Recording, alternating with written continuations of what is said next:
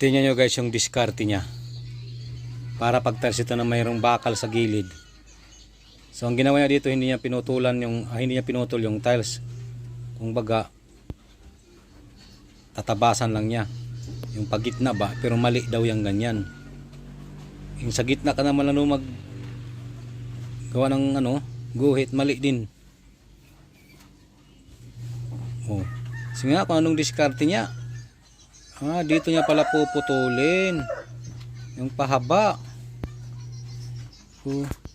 Bakit kaya yung papaba mo yung diskarte niya? Hindi na lang, babalik para yun ng yung sakto.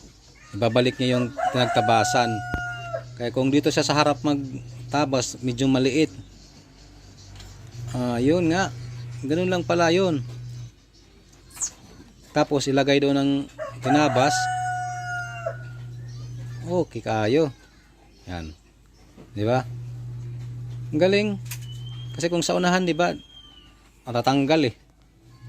So yun lang nga diskarte, okay kayo, 'di ba? 50 minutes.